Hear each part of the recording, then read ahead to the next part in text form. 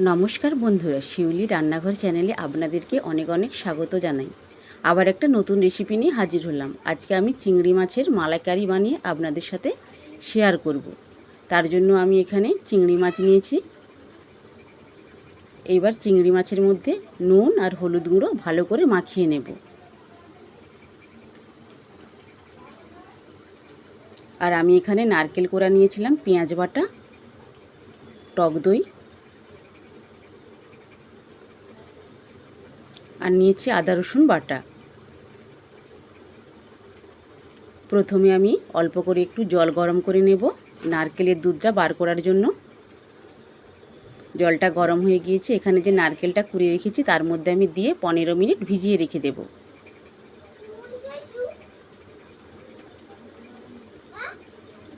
এইবার কড়াটা আবার বসিয়ে দিলাম।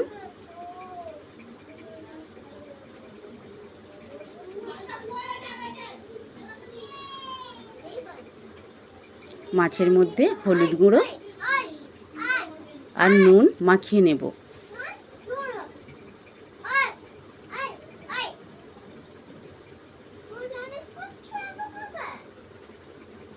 বেশ ভালো করে মাখিয়ে নিলাম। এইবার কড়াইয়ের মধ্যে দিয়ে দেব সরিষার তেল। আজকে রান্নাটা আমি সরিষার তেলেই বানাবো। তেলটা বেশ ভালো করে একটু গরম করে নেব।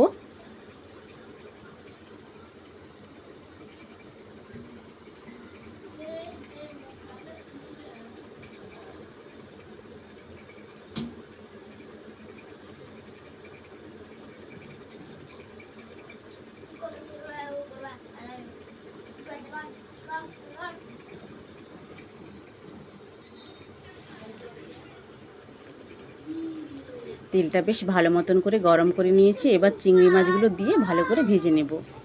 বেশি ভাজার দরকার নেই, হালকাভাবেই ভেজে নেব।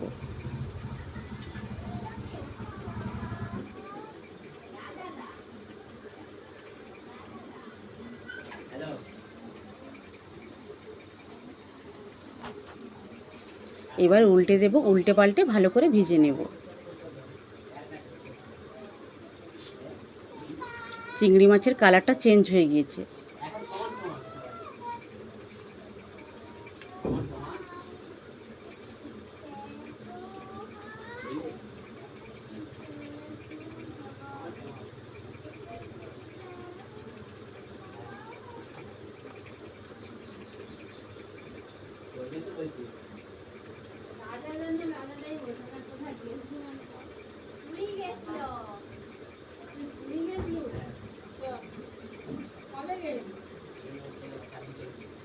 চিংড়ি মাছগুলো আমার এখানে ভাজা হয়ে গিয়েছে। এবার আমি তুলে নেব।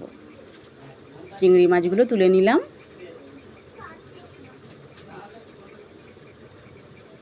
দেখুন বন্ধুরা, আমি মাছগুলো এইভাবে ভেজে নিয়েছি। আমি আজকে মাছের তেলেই রান্নাটা করব, এতে করে তরকারিটা ভালো টেস্টি আসবে। এই তেলের মধ্যে আমি দিয়ে দিলাম 1 চামচ ঘি।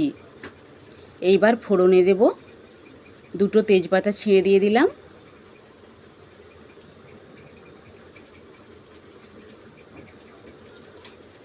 আর দিয়ে দিলাম গোটা গরম মশলা, লবঙ্গ, দারচিনি, এলাচ। ফোড়নটা একটু ভালো করে নেড়ে নিলাম।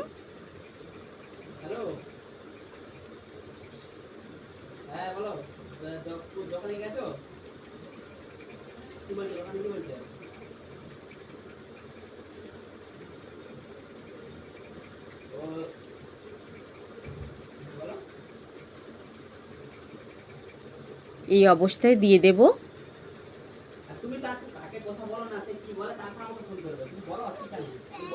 গ্রেট করে রাখা পেঁয়াজ। আমি এখানে একটা পেঁয়াজ গ্রেট করে রেখেছিলাম। পেঁয়াজটা একটু ভাজা ভাজা করে নেব। এইবার দিয়ে দেব রসুন বাটা। গ্রেট করে রাখা পেঁয়াজ আর রসুন ভালো করে ভাজা ভাজা করে নেব।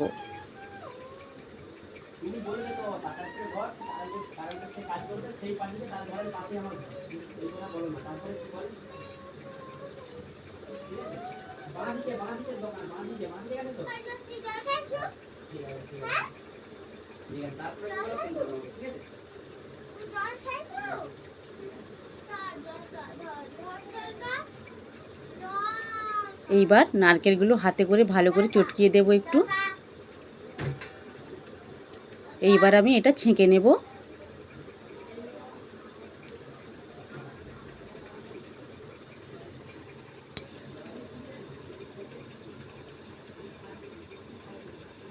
এইবার একটা মশলার পেস্ট বানিয়ে নেব।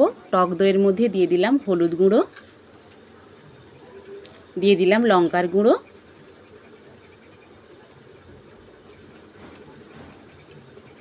দিয়ে দিলাম কাশ্মীরি রেড চিলি পাউডার, আর দিয়ে দিলাম জিরে গুঁড়ো। এইবার ভালো করে এগুলো মাখিয়ে নেব একসাথে। মশলার পেস্টটা এর মধ্যে দিয়ে দেব।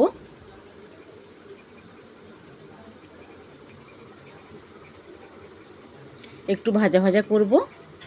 এই অবস্থায় দিয়ে দেব বেটে রাখা আদা। এইবার সমস্ত মশলাগুলো ভালো করে কষিয়ে নেব।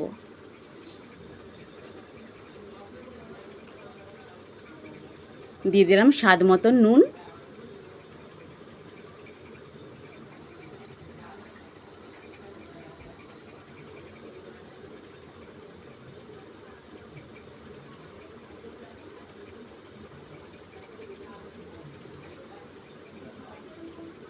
আমি নারকেলের দুধটা এখানে ছেঁকে রেখেছিলাম, একটু নারকেলের দুধ এর মধ্যে দিয়ে দিলাম। দিয়ে মশলাটা আবার একটু কষিয়ে নেব।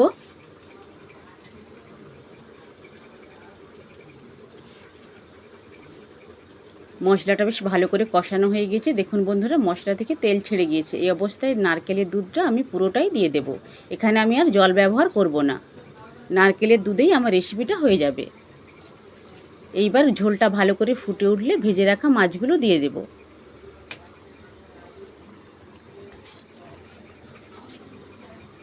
ঝোল তো বেশ ভালো করে ফুটে উঠেছে। এই অবস্থায় ভেজে রাখা মাছগুলো দিয়ে দিলাম।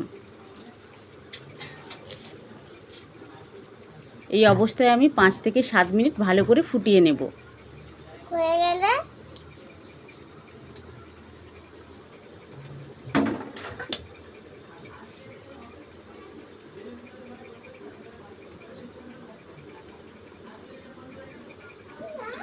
অল্প করে একটু চিনি দিয়ে দিলাম। চিংড়ি মাছের মালাইকারি আমার প্রায় রেডি হয়ে এসেছে। এইবার নামানোর আগে দিয়ে দেব অল্প করে গরম মশলার গুঁড়ো। দেখুন বন্ধুরা, কালারটা কত সুন্দর এসেছে। দেখতে এতটা সুন্দর, তাহলে খেতে কতটা টেস্টি হবে। রেডি হয়ে গেল আমার চিংড়ি মাছের মালাইকারি। এইবার নামিয়ে নিলাম। একদম অল্প কিছু উপকরণ দিয়ে বানানো এবং খেতে একদম অসাধারণ লাগবে।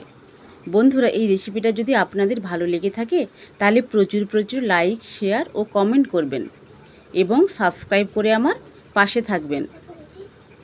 টাটা। সবাই ভালো থাকবেন, সুস্থ থাকবেন। টাটা। দেখা হবে আবার পরের ভিডিওতে। আজকের পর্যন্ত এই পর্যন্ত। নমস্কার।